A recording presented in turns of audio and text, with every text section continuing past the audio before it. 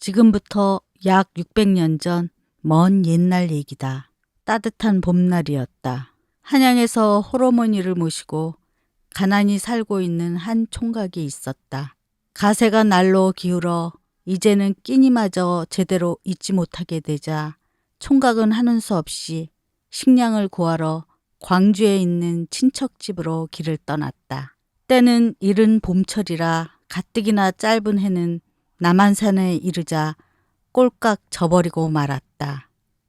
날씨는 아직도 쌀쌀하였고 아침부터 굶고 나온 임도령은 지칠 대로 지쳐 있었다. 산속의 어둠은 더욱 짙어갔다. 갑자기 하늘에 먹구름이 일더니 급기야는 억수 같은 비와 함께 광풍이 몰아쳤다. 임도령은 그만 당황하였다. 빗줄기는 사정없이 얼굴을 때리고 칠흑 같은 어둠은 한치 앞을 내다볼 수 없었다. 추위와 배고픔으로 온몸이 떨리고 먼 길을 걸어온 다리는 후들거렸다. 그는 더듬더듬 발끝으로 길을 찾았다. 갈수록 길은 험해지기만 하였고 나뭇가지들은 아프게 임도령을 찔렀다. 한시 바삐 이 산속을 빠져나가야 한다는 생각으로 죽을 힘을 다하여 산길을 더듬거렸으나 비오는 어둠 속에서 제 길을 찾기란 그리 쉬운 일이 아니었다. 정신없이 발을 내딛던 임도령은 한참 만에야 자기가 길을 잘못 들었다는 사실을 깨달았다. 가면 갈수록 길은 더욱 험해지고 사방은 어둠뿐이었다. 겁이 덜컥 난 임도령은 이젠 배고픔도 추위도 다 잊어버렸다. 다만 이 모진 비바람 속에서 혹시 굶주린 산짐승이라도 나타날까 하는 걱정에 온몸은 공포로 사시나무 떨리듯 하였다. 다시 오던 길로 되돌아가는 수밖에 없다고 생각한 임도령은 도무지 제정신이 아닌 듯 발걸음이 헛짚혀지고 넘어지곤 하였다. 그러다 어디선가 반짝이는 불빛을 본 듯한 환각에 사로잡혔다. 그는 두 눈으로 눈을 비비며 불빛을 다시 찾았다. 틀림없이 비바람 속에서 반짝이는 불빛이 보였다. 그것은 정녕 환각만은 아니었다. 임도령은 뛸 듯이 기뻐하며 그 불빛을 찾아 있는 힘을 다하여 달렸다. 보일 듯 말 듯 깜빡이는 불빛이야말로 지금의 임도령에겐 유일한 살 수 있는 단 하나의 희망이었다. 거의 기다시피 찾아간 그 집은 이상하리만큼 깊은 산 중엔 어울리지 않는 단 한 채의 인가였다. 그의 기쁨은 말할 수 없었으나 마음 한구석에선 괴이한 생각이 들어 마음이 편치 못했다. 그 집 방 안에서 흘러나오는 밝고 푸른 불빛은 어딘지 이 산속과는 어울리지 않는 것 같았다. 혹시 산도적의 집이나 아닐까? 임도령은 무서운 생각이 들었다. 가만히 그 집안의 동정을 살폈다. 무서우리만큼 조용했고 어딘지 기분 나쁜 공기가 감도는 듯 하였다. 그러나 임도령은 용기를 냈다. 어서 따뜻한 방으로 들어가고 싶은 마음에 꿀꺽 침을 삼키고 떨리는 소리로 주인을 불렀다. 여보시오, 주인어른 계십니까? 대답이 없다. 임도령은 무서운 침묵에 소름이 오싹했다. 여보시오. 그러자 여자의 치마 끄는 소리가 나고 대문이 열렸다. 이 오밤중에 니신지. 아니 당신은? 임도령은 소스라치게 놀랐다. 대문이 열리는 소리도 없이 호련히 나타난 사람은 묘령의 아리따운 처녀였다. 산속에서 처녀 혼자 살고 있다는 것도 괴이한 일인데 그녀의 용모는 어찌나 예쁜지 더욱 괴이하다는 생각이 들었다. 여자의 말하는 목소리도 또한 얼마나 고운지 임도령은 그만 넋을 잃고 서서 그 황홀한 모습에 정신을 잃고 있었다. 니신지 모르오나 어서 안으로 드시어요.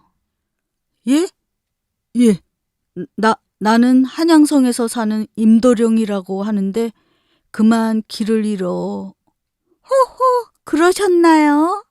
나는 용녀라고 하온데 어서 안으로 좀 들어오세요. 그녀는 임도령을 곧장 방 안으로 인도하였다. 임도령은 다시 한번 용녀의 아름다움에 감탄하며 그녀를 따라 방 안으로 들어갔다. 한 발에 들어선 임도령은 또 한 번 깜짝 놀랐다. 으리으리한 가구들엔 자개가 번쩍이고 아름다운 병풍이 방 안에서 길게 쳐져 있었다. 오묘한 운치 속에 임도령은 그저 황홀할 뿐이었다. 그만 두리번거리시고 이리 좀 앉으시어요. 용녀는 꺼리낌 없이 임도령을 아랫목으로 앉을 것을 권했으나 임도령은 비에 젖은 초라한 자기의 행색으로 이 호화찬란한 방 안에 있다는 사실 하나만으로도 송구스럽기 짝이 없었다. 어머나, 비를 많이 맞으셨군요. 우선 이 수건으로 물을 닦으세요. 임도령은 용녀가 건네주는 수건을 받아서 얼굴과 목에 물기를 닦은 후 운목으로 가서 불안스레 쪼그리고 앉았다. 방 안의 오묘한 향기 속에 정신이 몽롱해짐을 느끼며 임도령은 다시 한번 흘끔 용녀를 훔쳐보았다. 빨아삼킬 듯한 도톰하고 붉은 입술, 영롱이 빛나는 까만 눈빛, 불그레한 두볼에 번지는 미소, 간장을 태우는 듯한 그 목소리는 임도령으로 하여금 꿈을 꾸고 있다는 생각을 갖게 할 정도였다. 우선 마음을 놓으세요. 지금은 꿈이 아니랍니다. 정신을 차리세요. 구슬이 구르는 듯한 목소리를 다시 듣자 도령은 그제서야 제정신으로 돌아왔다. 본시 소녀는 지금껏 당신을 기다리던 몸 모두가 오늘 밤을 위하여 마련한 것입니다. 아니, 나를 기다렸다고요? 너무나 뜻밖의 이 소리를 듣자 다시 혼이 빠진 듯 임도령은 용녀의 얼굴을 빤히 쳐다만 보고 있었다. 호호호! 겁내지 마세요. 마음을 푹 놓으시라고요. 당신과 나는 옥황상제께서 점지하신 인연이 있어서 이렇게 만나게 되었습니다. 나는 귀신이 아니며 또 당신께 꿈을 꾸고 계신 것도 아니니 안심하세요. 아니, 옥황상제께서 점지하신 인연이라니? 산속에서 당신이 길을 잃고 비바람을 만나서 고생하신 것도 모두가 옥황상제님의 뜻이니 더 묻지는 마세요. 지금 당신은 시장하실 테니까 차려놓았던 주한상을 곧 가져오겠으니 기다리세요. 하고 용녀는 자리를 떴고 혼자 남은 임도령 정말 괴이한 일이라고 생각하며 다시 방 안을 둘러보았다.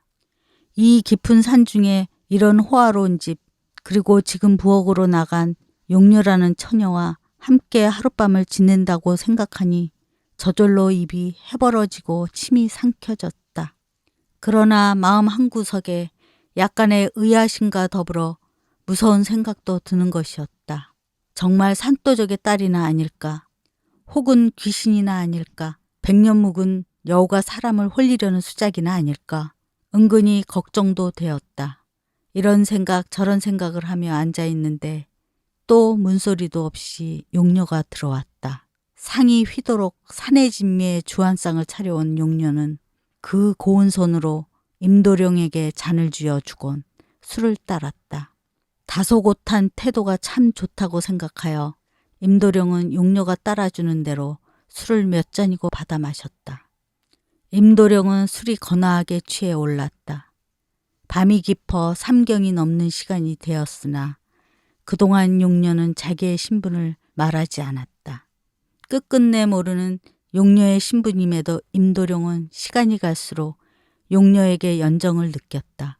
이젠 임도령은 두려움을 잊었다. 술을 따르던 용녀가 슬며시 임도령의 손을 잡고 속삭이는 것이었다. 서방님, 이젠 그만 상을 물리시고 기다리고 있는 저를 안아서 저 비단 이불에 뉘어주세요. 아니, 비단 이불이라니? 임도령은 다시 놀랬다.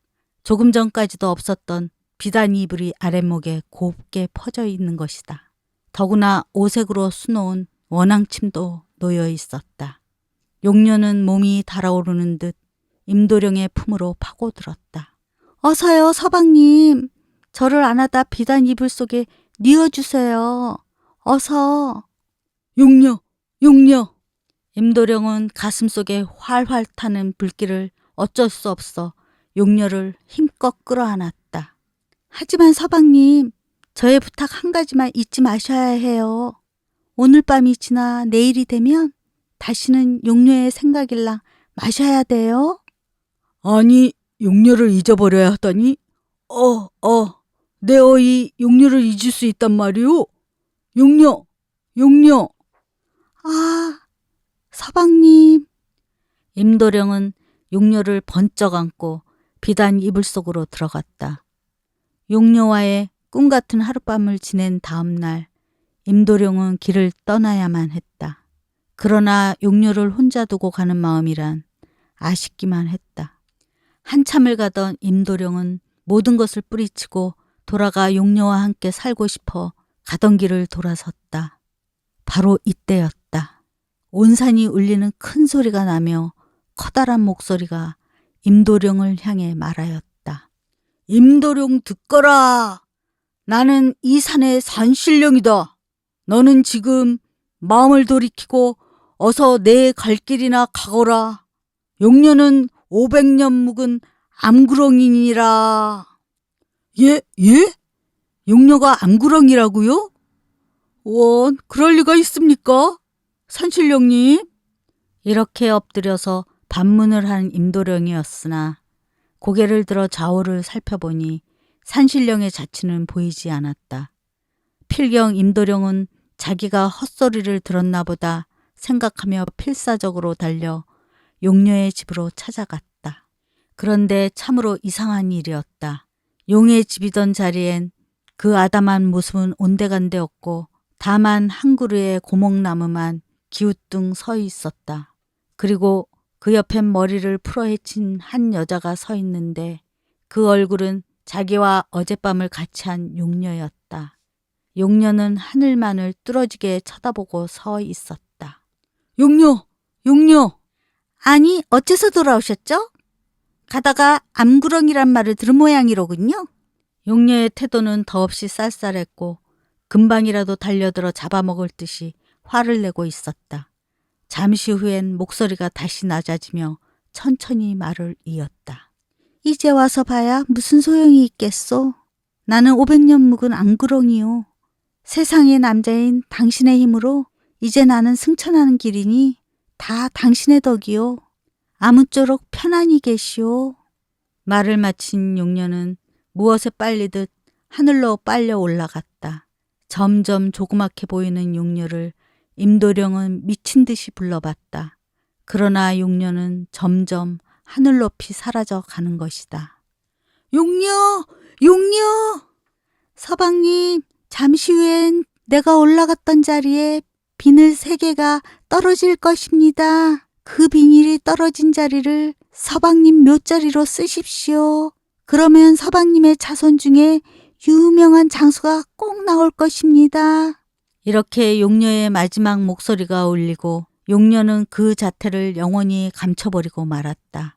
그러자 하늘에서 비늘 3개가 내려왔고 그 비늘은 땅에 떨어져서 매화나무 3그루로 변했다. 그 후 임도령은 나머지 여생을 살고서 그 매화나무 자리에 묻히었는데 용녀의 마지막 말은 그대로 들어맞아 임도령의 자손 중에서 유명한 장수가 한 사람 나왔는데 그가 바로 유명한 임경업 장군이었다. 그리고 이 떨어진 비늘이 변한 매화나무 터의 능 안에는 아직도 임도령이 묻혀 있는데 남한산성 안에서 계롱리를 바라보며 서문인 우익문을 나서서 서산 등성이에 오르면 이 낙매화터 묘에 이른다.